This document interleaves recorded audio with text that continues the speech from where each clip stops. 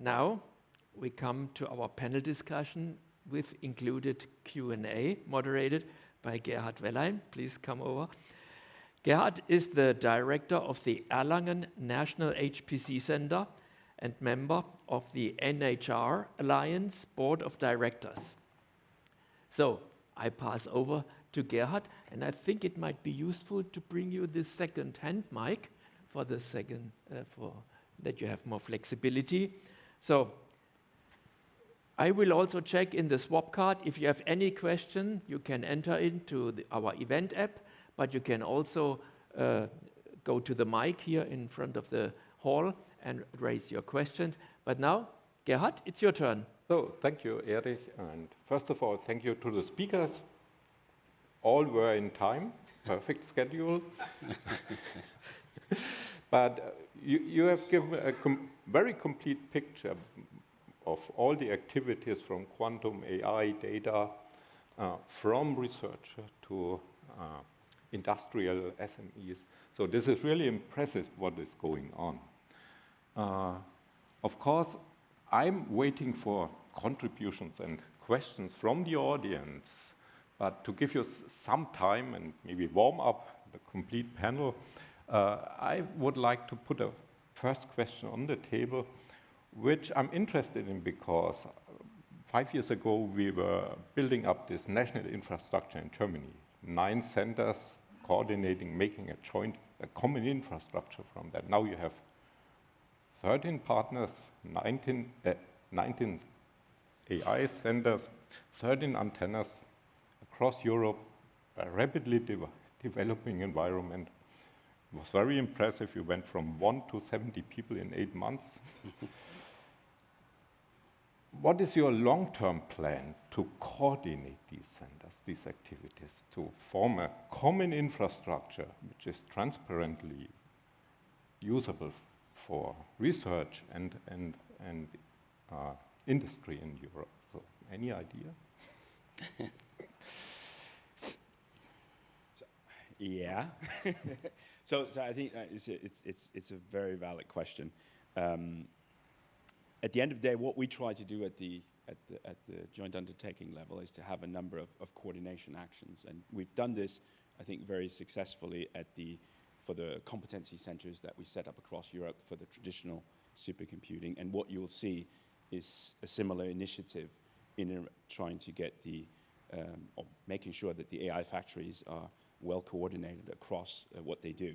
Now, in all fairness to the AI factories, they don't actually, they need the coordination action in order to have the resources to do this, but that has not kept them from actually coordinating already. And you see that by the fact that each of them have chosen domains to work in and so on. All of this was, of course, there was a level of coordination behind the scenes. And as I said, the joint undertaking is much more than the 54 staff in Luxembourg. It is actually a joint effort with each of them.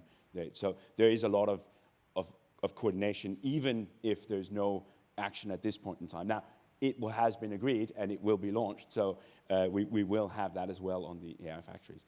I do need to do it dirty here, and as I managed to get the microphone, and it was not that well timed, to be very honest, because I could have spoken as much on our technology side and what we're doing there. But as this is HPC for Europe, I did have another breaking news thing that I didn't get to, and that is, of course, this is about the world, and it's about international collaboration. We have 2 projects going on. We have one with India. We have another one with Japan to broaden so that we go beyond Europe and we get into, and basically what we're working on, we like doing things for the first time. There was a project that had been planned outside of the normal domain of our world in what we call DG IMPA. So this is a collaboration in around Latin America. And what we've been working with our colleagues in DG IMPA and our good friends at BSC, who was coordinating this action, is actually everyone agreed that it would be a wasted opportunity not to have synergies with the projects that are going on. And so it has not been the easiest ride, but we like doing things for the first time. So we've managed, and we're in the final phases of migrating that project to work within. So sorry to not answer your question, but you started by saying we got through it on time. No, we didn't. I have 10 more slides I didn't get to. We could have spoken as much on applications, on technology, and so on. But I'll leave it at that. Thank you. Okay. Okay, some future thoughts from an AI factory. Okay, so what we are planning to do, since the requests are growing, we have 10 to 15 new customers a week now, and in order to manage that, we will have to automate a lot of the services, so it's even easier access. So that is something that we'll work on together with the other AI factories. So that is our main focus at the moment, to enable more users to access these fantastic resources. I will just complement that Anders showed also two important initiatives. One is a federation platform, because if we want to be united and being able to move from one side to another side, HPC, AI, quantum, skills, software, we need to have a common platform. This is the European Federation platform. And the other point is we see a lot of new use cases with AI, with connecting, for example, large-scale instruments to machines. We need network. And also the hyperconnectivity study is also a very initiative. Sorry, it's a very important brick inside this vision. So I think it's a bit shy, but we need to agree on the fact that we have with you HPC since 6 years now, 6 years. We've been able to deploy the most open and versatile research infrastructure in the world. So it's really important. Give me another example of a more open infrastructure elsewhere, and we can discuss. It's not done, but we are in a very good path here. Okay, very good. So let's look for... I have one. Alexander Pöppel raised a question. There seem to be a lot of different consortia on different levels in different countries. E.g. in Germany, Gauss, NHR, Baden-Württemberg HPC, all with similar goals. It seems similar in France. Is there any effort to unify them, maybe under an AI is good, EU umbrella, to make it more efficient and give users more options? I think this is a very valid question. You have also seen that you have vertical integration to your national infrastructure. I can tell you the story of Gensi. 20 years ago, we had 3 computing centers, 3 organisms, different organisms, 3 or 4 or 5 or 10 different strategies on HPC without any national vision. So the good idea of the French Ministry of Research was to say, if you are able to agree to sit around a common table with a common vision, I create Gensi and I double the budget of HPC. This was a good idea to federate everyone. But then we rapidly understood that the French level was not enough. That's why several countries joined together and did the same for EuroHPC. So I think now we are building country-wise, regional-wise, country-wise, and European-wise this federation of vision. But also, I know in Sweden there's also some federation of different centers. So how do you interact with them? So how do you prevent from competing the national centers with the European infrastructures? So in my head, at least, there is no competition at all. It's only complementation. So we are complementing each other and helping each other out. So and there are no such boundaries or hinders at all. On the contrary, so we are very much encouraged to both support and learn from each other, but also use each other's resources and knowledge. So, yeah, it's already happening. It's very beautiful. Yeah, I mean, so luckily we speak the same English language, maybe with different accent, but at least we can, benefit from synergies, as I just presented. It doesn't necessarily mean that we are not competing. At in some areas we do compete, but I think the critical is to really share experiences and the best practice afterwards. Really to bring the momentum and to give some energy to those who would like to catch up and learn from those who already went through some difficult paths. I think at least from the European perspective, it's not the intention to compete. I mean, Euro HPC was very much created because it was realized that we were getting to sizes of infrastructure that very few single countries would be able to afford. So the whole idea was, in order for Europe, and I think the entries on the top 500 is a good testimony to that. I mean, in order for us to be able to be up there, we needed to join forces. And that's the concept of Euro HPC. I don't think, and it's definitely not the intention, to diminish the national centers that are still there. They are still extremely important in my mind. There's a lot of good science coming out of that.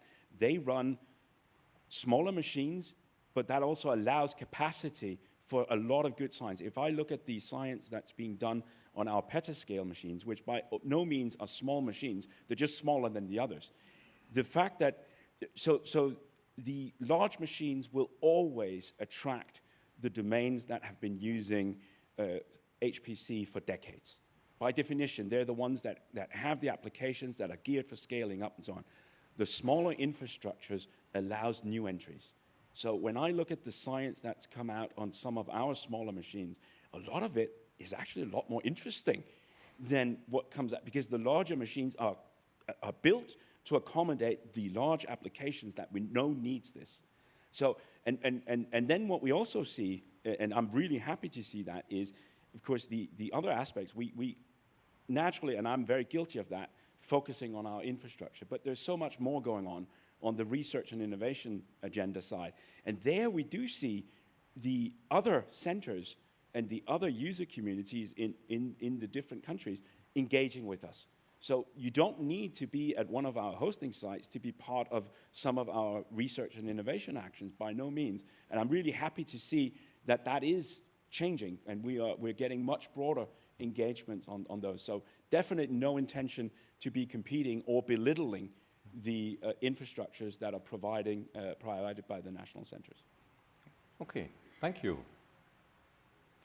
No other question? To the audience. Don't be shy.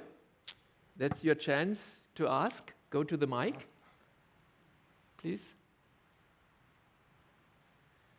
Thank you for some very amazing presentations.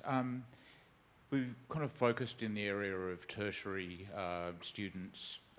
Do any of you have any intentions to kind of move this down to the high school level, particularly now that there's vibe coding available? And how would you bring that generation into the Euro HPC fold? That is a very good question. I like it. Yeah. So the AI factories are not the only infrastructure in the whole AI innovation ecosystem. So we have the EDs, European Digital Innovation Hubs. I think they have a larger role going into secondary high school or even below. I will bring this with me to Sweden because the Swedish AI factory are working very close with them. So I'll bring this and put it on the table because I think it's a great idea. I will just compliment on the fact that, yes, we need to attract skills because we are lacking skills. We need to attract more women because we are lacking women in science. We need to attract foreign researchers in Europe because we have a lot of things to offer in Europe. And what is interesting is that thanks to Euro HPC, thanks to everything we are working together, it's coming back to a previous question. We are able to offer a very nice new playground to students, because if they join, for example, in France at Gency, they can one day work for me, they can another day work for you, they can work on quantum, on AI, etc. They can move on other sides. Okay, perhaps we cannot compete on money, but we can compete on science and interest. And this is very important, what we can offer now, thanks to Euro HPC mechanism.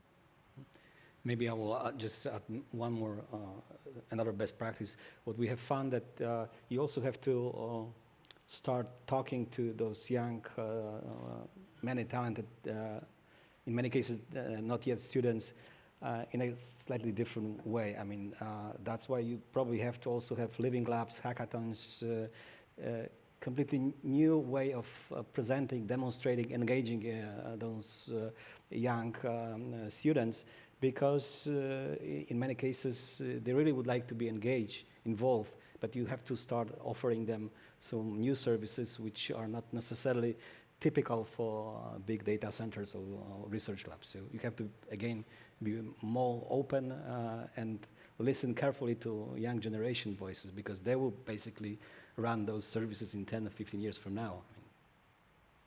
I just remember that I promised a couple of weeks ago the science park in Gotland, the island outside Sweden. They wanted to do a gig with a hackathon with secondary high school pupils, and they asked, could we be in Mimer? So I promised them that they could. So we are supporting it indirectly.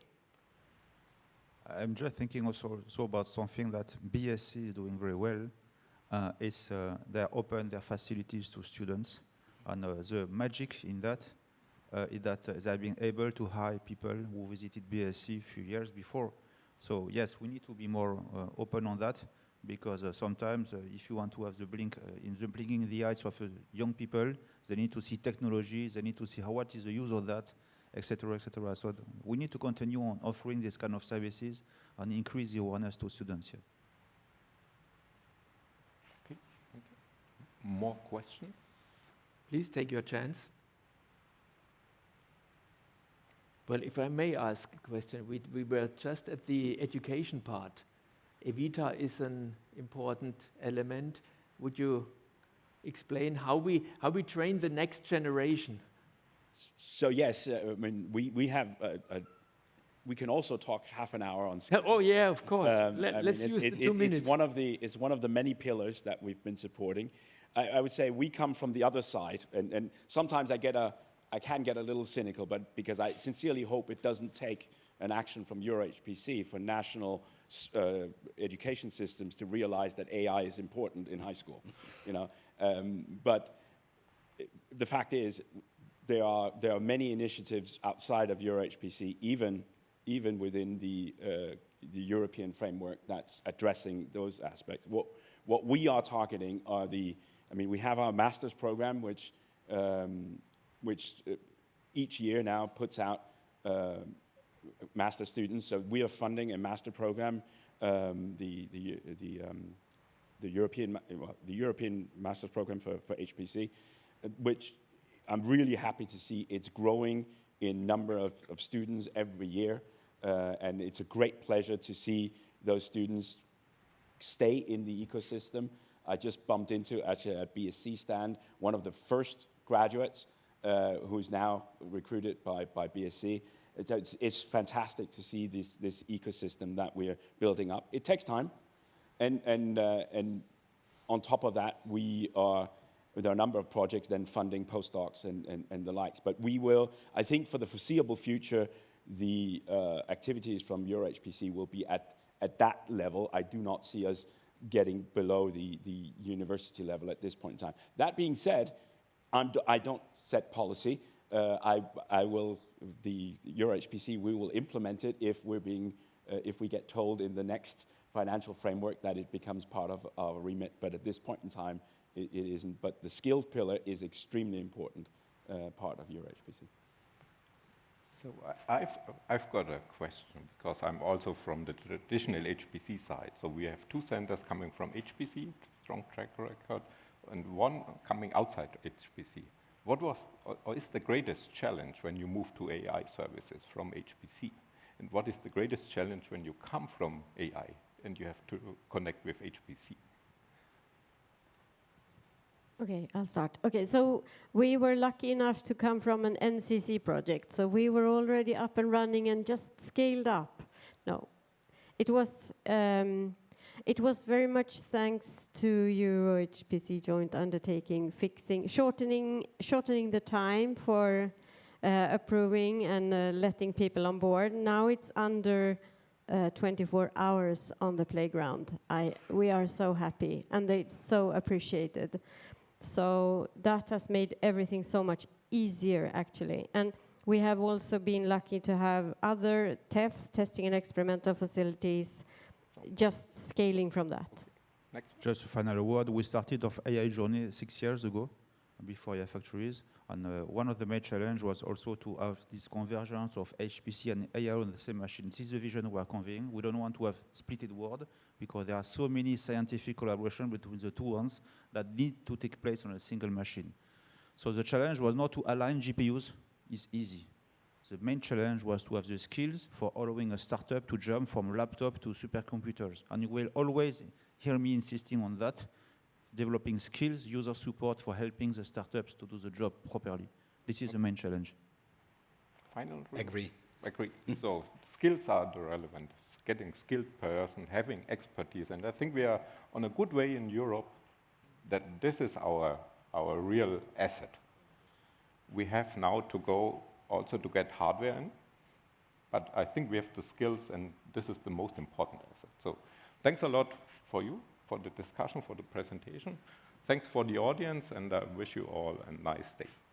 Thank you, Gerhard, for moderating the session. And with that, we close the session and I recommend you go to the exhibition hall, have a nice lunch and maybe pass by the booths of the... Thank you.